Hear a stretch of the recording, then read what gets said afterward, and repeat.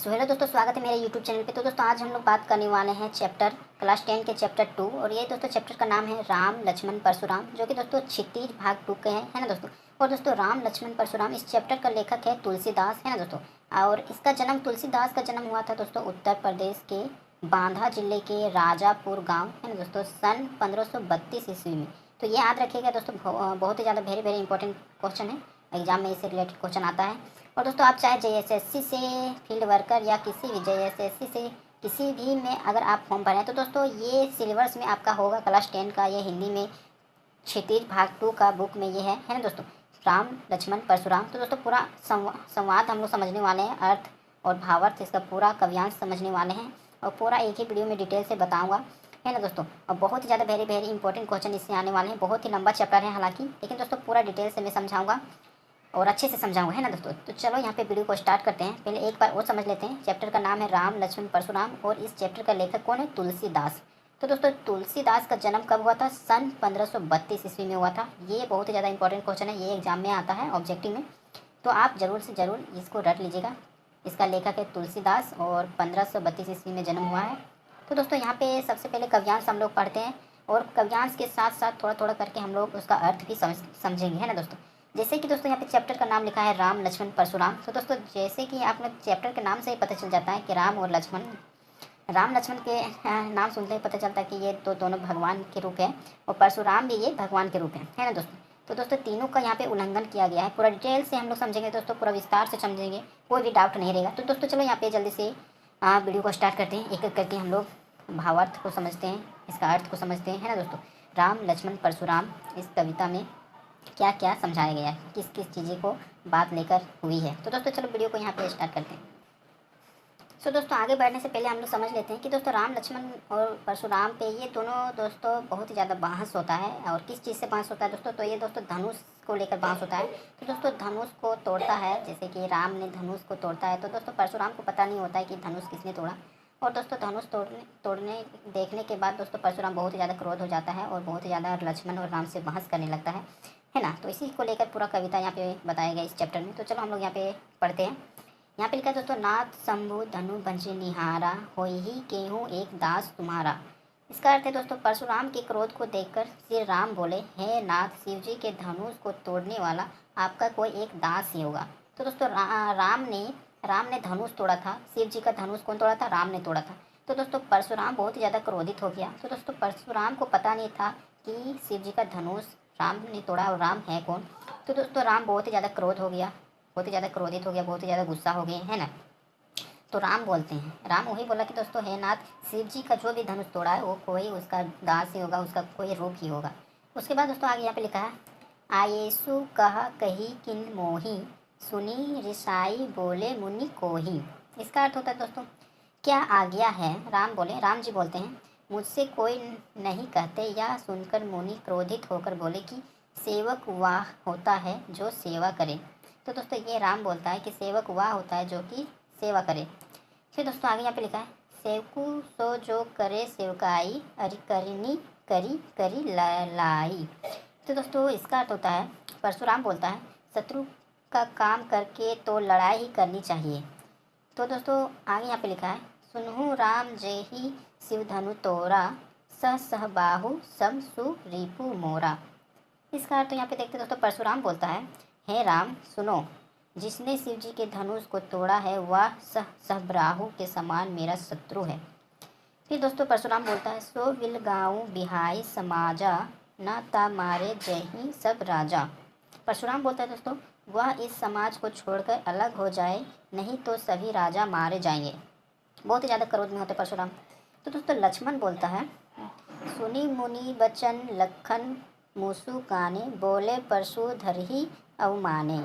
परशुराम के वचन सुनकर लक्ष्मण जी मुस्कुराए और हंसते हंसते बोलते हैं। तो दोस्तों परशुराम बहुत ही ज़्यादा क्रोध में बोलते हैं। तो दोस्तों लक्ष्मण जी मुस्कुराते हैं और बोलते हैं, यहाँ पे बोलते हैं, लक्ष्मण जी बोलते हैं दोस्तों, यहाँ पे लिखा है, बहु धनु ही तोरी लरिकाई, कबहू न असी रिस किन्ही गोसाई, ये ही धनु पर ममता को ही हेतु, सुनी रिसाई का भृगुकुल केतु। परशुराम दोस्तों कहता है, इसका अर्थ है, उनका अपमान करते हुए बोले, है ना दोस्तों, अपमान मतलब कि लक्ष्मण जी बोलते हैं परशुराम को, बचपन में हमने बहुत सी धनुष तोड़ा है ना। लक्ष्मण जी बोलते हैं कि बचपन में हम लोगों ने तो बहुत ही सारे धनुष तोड़ डाली, किंतु आपने ऐसा क्रोध कभी नहीं किया। इसी धनुष पर इतनी ममता किस कारण से है, यह सुनकर भृगुवंश की ध्वजा स्वरूप परशुराम जी क्रोधित होकर कहने लगे। तो दोस्तों जैसे ही लक्ष्मण ने परशुराम जी को बोला, तो दोस्तों परशुराम बहुत ही ज़्यादा क्रोधित हो गए और परशुराम जी बोलते हैं, रे रिपु बालक काल बस बोलत, तो ही ना संभार, धनु ही सम त्रिपुरारी, धनु विदित सकल संसार। परशुराम बोलते दोस्तों इसका अर्थ है, अरे राजपुत्र काल के वश में होकर भी मुझे बोलने में कुछ होश नहीं है। सारे संसार में विखाया शिव जी का यह धनुष क्या धनुहीन के समान है। तो दोस्तों उसके बाद फिर यहाँ पे बोलता है परशुराम, लखन बोलता है दोस्तों, लखन कहता है, लखन का हंसी हमारे जाना, सुन ही देव सब धनु समाना, का छठी लाभो जुन धनु तोरे, देखा राम नियान के भोरे। इसका तो होता है दोस्तों, लक्ष्मण जी ने हंसकर कहा, हे देव सुनिए, हमारे जान में तो तभी धनुष एक से एक ही है, पुराने धनुष के तोड़ने में क्या हानि और लाभ, श्री रामचंद्र जी ने तो इस नवीन के धोखे से देखा था। तो बोलता है लक्ष्मण जी कि पुराने धनुष में हानि और लाभ किस बात की, श्री रामचंद्र जी ने इस धनुष को तो बस देखा ही था उठा के, ये टूट गया। फिर दोस्तों यहाँ पे बोलता है लक्ष्मण, छुवट टूट रघुपति हूँ न दोसु, मुनि बीनु काज करी कत रोसु, बोले चिताई परसु की ओरा, रे सट सुनही स्वभाव न मोरा। लक्ष्मण जी कहते हैं दोस्तों, परंतु यह तो छूते ही टूट गया, इसमें रघुनाथ जी का भी कोई दोष नहीं है। मुनि आप बिना ही कारण किस लिए क्रोध करते हैं। परशुराम जी अपने फरसे की ओर देखकर बोले, है ना। जैसे ही लक्ष्मण जी बोले कि ये तो छूते ही इस धनुष को, जैसे ही राम जी ने छुआ इस धनुष को तो ये छूते ही टूट गया, तो आप बिना कारण ही क्यों क्रोध हो रहे हैं। तो ये सुनकर परशुराम जी बहुत ही ज़्यादा क्रोधित हो गए, बहुत ही ज़्यादा गुस्सा हुए और देखकर बोले, अरे दोस्त तूने मेरा स्वभाव नहीं सुना। ये लक्ष्मण को बोलता है परशुराम जी। फिर बोलता है दोस्तों, बालकु बोली बधहु नहीं तो ही, केवल मुनि जड़ जन ही मोह, बाल ब्रह्मचारी अति कोही, विश्व विदित क्षत्रिय कुल द्रोही। तो दोस्तों परशुराम बोलता है, लक्ष्मण जी और परशुराम जी के बीच बहस होता है। तो परशुराम जी बोले, मैं मुझे बालक जानकर नहीं मारता, मैं तुझे बालक जानकर नहीं मारता हूँ। अरे मूर्ख, क्या तू मुझे निरा मुनि ही जानता है। मैं बाल ब्रह्मचारी और अत्यंत क्रोधित हूँ। क्षत्रिय कुल का शत्रु तो विश्व भर में विखयता है। तो दोस्तों बहुत ही ज़्यादा क्रोधित हो जाता है परशुराम और लक्ष्मण जी को बोलता है। फिर दोस्तों परशुराम बोलता है, भोज बल भूमि भोग बिनु किन्हीं, विपुल पार मही देवन हूँ दीनी, सबाहो भोज छेद निहारा, परशु विलकु महिप कुमारा, मातु पिति ही जनी सोच बस, करसी महिष किशोर, ग्रंभन के आर्भक, दलन परशु मोर अति थोर। परशुराम जी कहते हैं दोस्तों इसका अर्थ होता है, अपनी भुजाओं के बल से मैंने पृथ्वी को राजाओं से रहित कर दिया और बहुत बार उसे ब्राह्मणों को दे डाला। हे राजकुमार, सर्वबाहु की भुजाओं को काटने वाला मेरा ये फारसे को देख। अरे राजा के बालक, तू अपने माता पिता को सोच के वश न कर, मेरा फरसा बड़ा भयंकर है, यह गर्भों के बच्चों को भी नाश करने वाला है। तो दोस्तों परशुराम बहुत ज़्यादा क्रोधित हो जाता है और लक्ष्मण को बहुत ही ज़्यादा लक्ष्मण के ऊपर बहस करने लगता है। फिर दोस्तों यहाँ पे कहते हैं, बिहसी लखनऊ बोले मृदु बानी, आहो मुनिसु बह महाबटमानी, पुनि पुनि मोही देखाव कुटारू, चाहत उड़ावन फूकी पहाड़ू। इसका अर्थ होता है दोस्तों, लक्ष्मण जी हंसकर कहते हैं, लक्ष्मण जी हंसकर बोलते हैं कि वाणी से बोले, आहो मुनीश्वर, आप अपने को बड़ा भारी योद्धा समझते हैं, बार बार मुझे कुल्हाड़ी दिखाते हैं, फूंक से पहाड़ उड़ाना चाहते हैं। तो दोस्तों लक्ष्मण जी की बात तो बहुत ही बड़ी बड़ी थी, तो उसी बात को सुनकर परशुराम बहुत ही ज़्यादा क्रोधित हो गया। लक्ष्मण जी अपने बातों को कहता है कि आप बड़े बड़े बात मत बोलिए, अपने फूंक से पहाड़ उड़ाना चाहते हैं।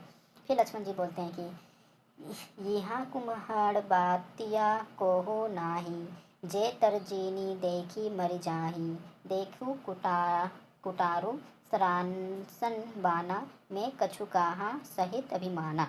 लक्ष्मण जी कहते हैं यहाँ कोई कुम्हेड़ की बत्तियाँ नहीं है जो तर्जनी अंगुली को देखते ही मर जाती है। कुटार और धनुष बाण देखकर ही मैंने कुछ अभियान सहित कहा था।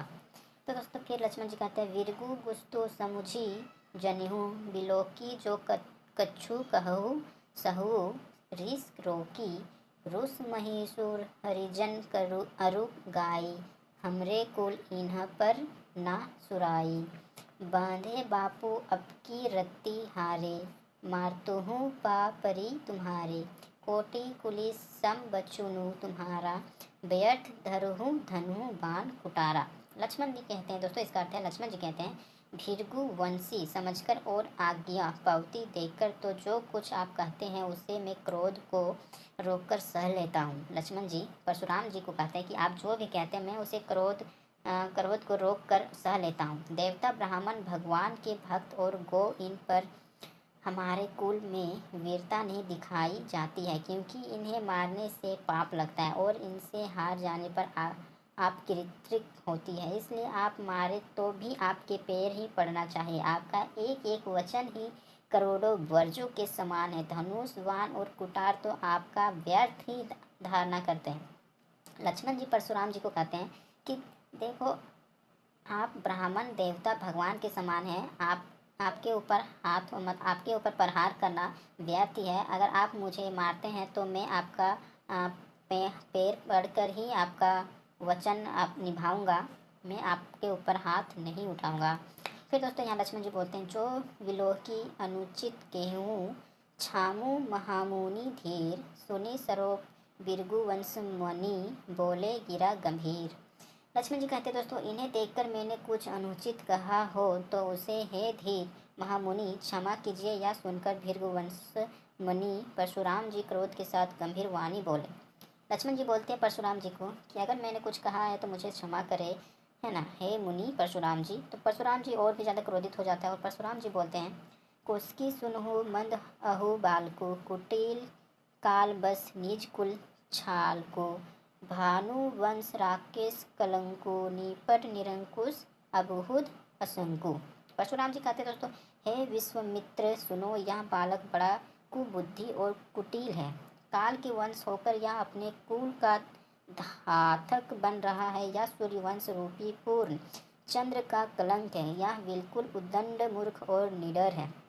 परशुराम जी लक्ष्मण जी को बोलते कि ये तो बहुत ही ज़्यादा मूर्ख है और बहुत ही ज़्यादा निडर है, बहुत ही ज़्यादा उद्दंड है, मैं इसे क्षमा नहीं करूँगा। फिर दोस्तों यहाँ पे बोलते हैं परशुराम जी, काल कबूल होई छन माही कहू पुकारी खोरी मोहिनी नाही तुम हट हकाहूँ जो चाहूँ उबारा कहीं प्रताप बलु बालू रोपू हमारा।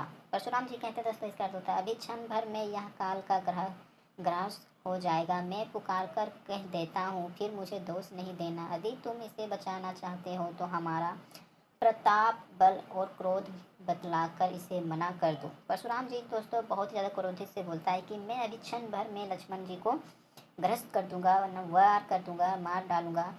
तो अगर मेरा इसके बारे में पता नहीं है तो दोस्तों मेरे बारे में बता दीजिए। ऋषि मुनि को बोलता है परशुराम जी।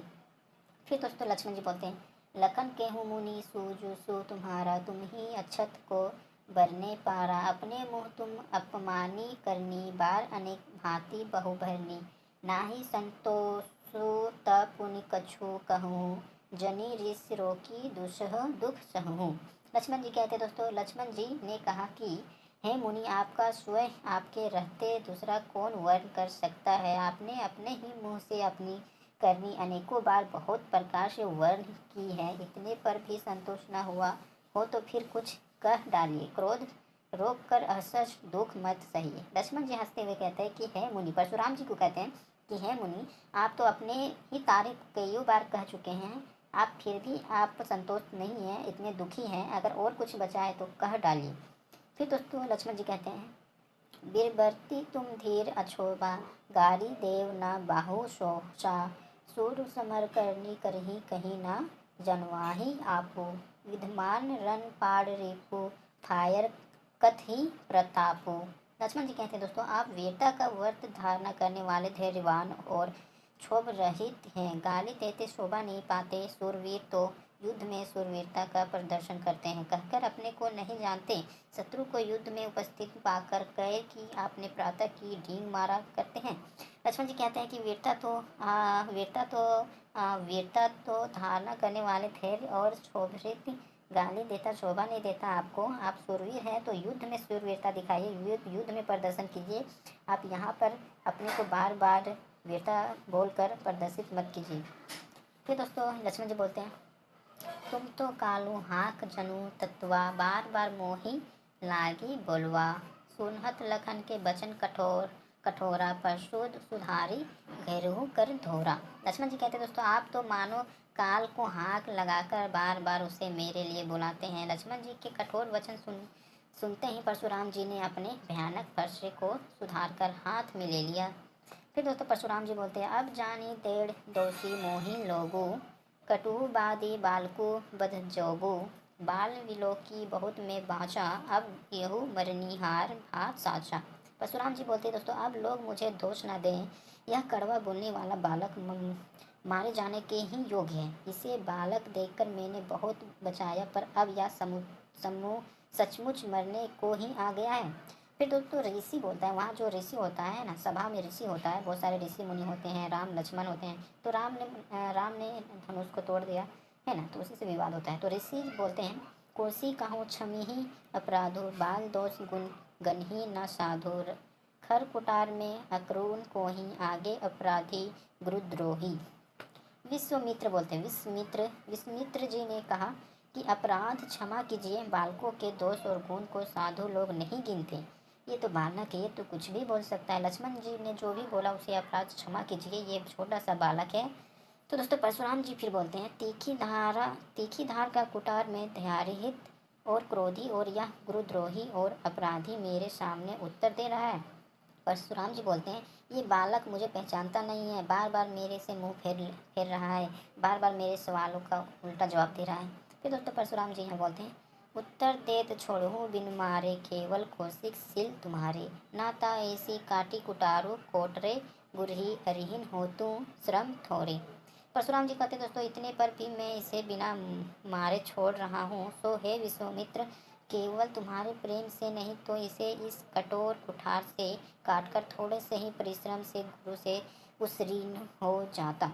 परशुराम जी कहते हैं, हे विश्वामित्र, वहाँ विश्वामित्र जी होते हैं, बहुत सारे ऋषि मुनि होते हैं, तो कहते हैं कि हे विश्वामित्र ऋषि मुनि, मैं तुम्हारे बातों सुनकर इस बालक को छोड़ रहा हूँ, नहीं तो मैं अपने कठोर कुठार से इस बालक का थोड़ा सा ही परिश्रम में, थोड़ा सा ही क्षण में मैं इसे ऋण कर देता, यानी अपनी इस कुठार से इस बालक का वध कर देता।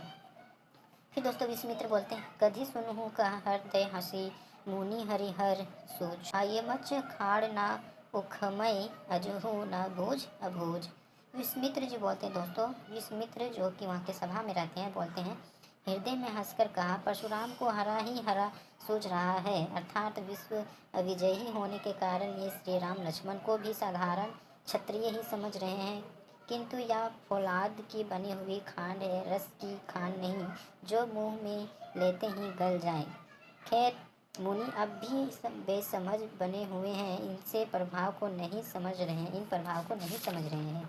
फिर दोस्तों लक्ष्मण जी बोलते हैं, केहू लखन मुनि सूलु तुम्हारा, कोई नाही जाने विदित संसारा, माता पितु हो उरहिन भाई नीके, गुरु रेणु रा सोचु बड़ जीके, जो जनु हमरे ही माथे काढ़ा, दिन चली गई ब्याज बढ़ बाढ़ा। इसका अर्थ होता है दोस्तों, लक्ष्मण जी ने कहा, हे मुनि, आपके प्रेम को कौन नहीं जानता, वह संसार भर में प्रसिद्ध है, आपका माता पिता से तो अच्छी तरह ऋण हो ही गए हैं, अब गुरु का ऋण रहा, जिसकी जीभ में बड़ा सोच लगा है, वह मानो हमारे ही माथे गाढ़ा था, बहुत दिन बीत गए, इससे ब्याज भी बहुत बढ़ गया होगा। तो दोस्तों लक्ष्मण जी कहते हैं, अब अनही बिहरिया बोली, तूर्त देहु में थैली खोली, सुनही कटु बचन कुटार सुधार, हाय हाय सब सभा पुकारा। अब किसी हिसाब करने वाले को बुला लाए तो मैं तुरंत थैली खोलकर दे दूंगा। लक्ष्मण जी के कड़वे वचन सुनकर परशुराम जी ने कुटार संभाला, सारी सभा हाय हाय करके पुकार उठी। तो दोस्तों विरघु बार परशु देव देखा बहु मोही, विरह विचारी बचहु दोही मिले न कबहु सुभट रन गाढ़े दीडिज देवता धरही के बाड़े अनुचित कही सब लोग पुकारे रघुपति सयानी लखनऊ निवारे। लक्ष्मण जी कहते दोस्तों, लक्ष्मण जी ने कहा, हे वीरगु श्रेष्ठ, आप मुझे फंसा दिखा रहे हैं, पर हे राजाओं के शत्रु मैं ब्राह्मण समझकर बचा रहा हूँ। आपको कभी रणधीर बलवान वीर नहीं मिले हैं। हे ब्राह्मण देवता, आप घर ही में बड़े हैं। यह सुनकर अनुचित है कहकर सब लोग पुकार उठे। तब श्री रघुनाथ जी ने इशारे से लक्ष्मण जी को रोक दिया। तो दोस्तों लक्ष्मण जी ने परशुराम को बहुत ही बड़े बड़े बात बोलने लगे। तो दोस्तों श्री रघुनाथ जी यानी राम जी ने लक्ष्मण जी को इशारे पर रोक दिया। उसके बाद दोस्तों बोलते हैं, लखन उत्तर आहुति सरहित बिरबु बार कोपु किरसानु बढ़त देखी जल सम बचन बोले रघुकुल भानु। लक्ष्मण जी बोलते दोस्तों, उत्तर से जो आहुति के सामने थे परशुराम जी के क्रोध रूपी आग्रह को बढ़ते देखकर रघुकुल के सूर्य श्री रामचंद्र जी जल के समान शांत करने वाले वचन बोले। उसके बाद दोस्तों बहुत ज़्यादा क्रोध और विवाद हो गया, लेकिन श्री राम जी ने अपने वचन के साथ शांति करने का, जो भी दोनों के बीच क्रोध था परशुराम और लक्ष्मण के बीच, तो दोस्तों उसने श्री रामचंद्र जी ने जल के समान शांत करने वाले वचन बोले और दोस्तों वह शांत हो गए वो दोनों परशुराम और लक्ष्मण, और दोनों को समझ में आ गया कि श्री रामचंद्र जी कौन है। तो दोस्तों ये कविता ये पे समाप्त होता है। वीडियो पसंद आए तो दोस्तों